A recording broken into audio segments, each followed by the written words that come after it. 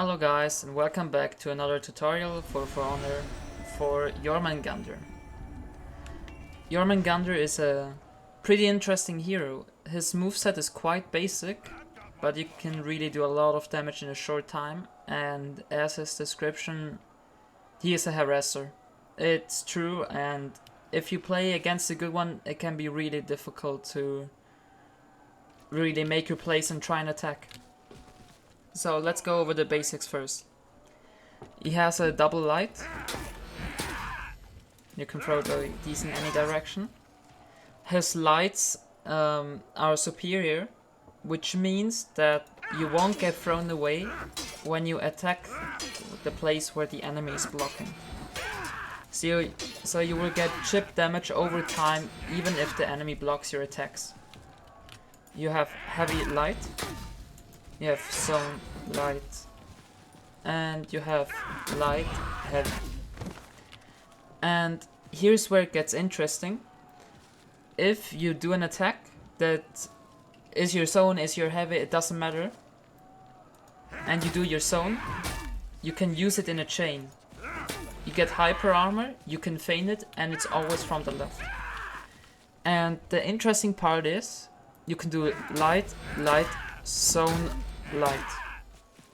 That means now you upgraded your chain from a 2 attack chain to a 4 attack chain.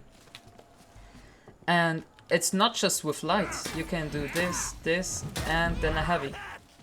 You can do this, this, and this. What exactly this is, I will show you. The bot needs to get a bit more in the middle so I can showcase it better. After any attack, you basically have 3 choices. A zone, a light, a heavy, or middle mouse button. Basically what that does, if you don't feint the middle mouse button like that, I don't know what to call it, and you let go through, you will see that the enemy falls back to the ground. Now, you can follow that up with a heavy.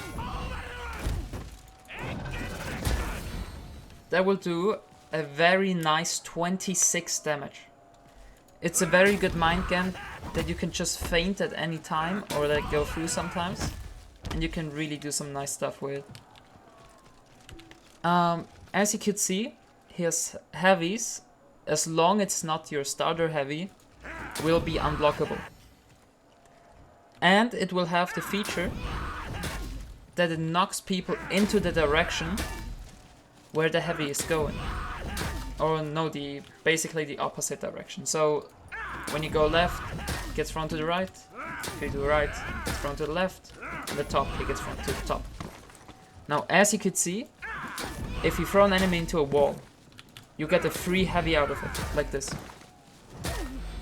And now the funny thing is, if you actually manage to do that, which isn't all too difficult, you can do it again. And now the enemy is in a constant mind game of if you're gonna let that heavy go or not.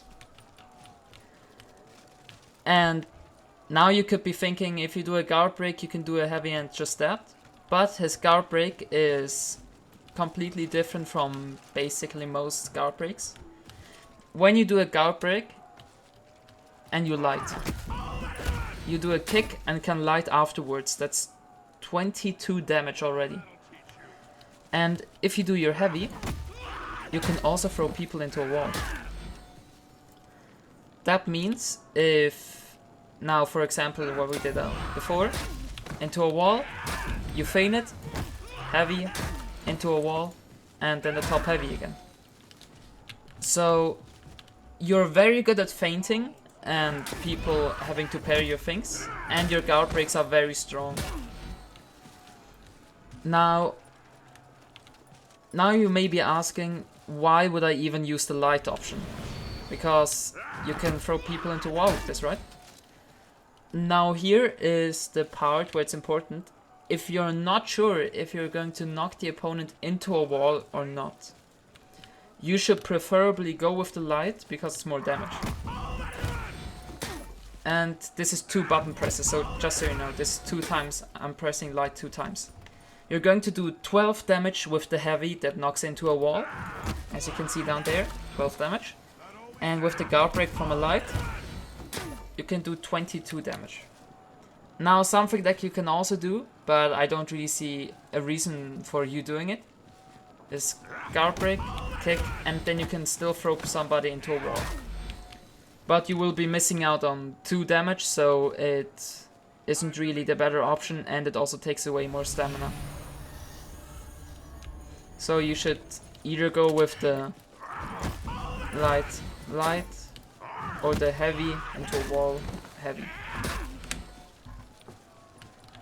Now, to start off a fight, you can either just throw a light, as it cannot be thrown away, so you can immediately go into all your other things and it doesn't matter. Or you have a bash. It's basically like most other bashes. If you whiff the bash, you cannot do a light afterwards. You're just stuck. I think if the opponent dodges your bash, he can guard break you. So you need to be really careful if you're doing it or not. You can also delay it a bit so to catch the opponent's dodge. And if you delay it enough, you can get a guard break. You just have to get used to the timing basically. Another move he has is a dodge forward heavy. As you can see, it gains hyper armor at the end of it. And you can feint into guard break without having to press E by just pressing middle mouse button.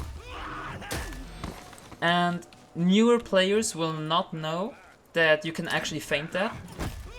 So if you are new to the game, most people will actually try and parry that.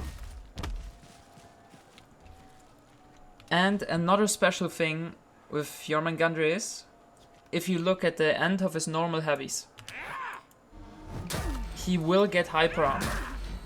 So sometimes if the opponent tries to do something like unblockable, feint it into another heavy or some crazy things, and you try to parry the unblockable or the attack, you and the opponent tries to interrupt you, he cannot. Your attack will go through, and yeah, you will get easy damage out of it, and your combo continues and his stops. If he doesn't also have hyper armor with that move, of course. But it's just generally a good thing to have. Now, also important is, his side heavy does a tiny bit less damage than his top heavy, but it also means that it's slower. On guard break, that doesn't really matter. And on light parries, it also doesn't matter, as you can just do top heavy no matter what.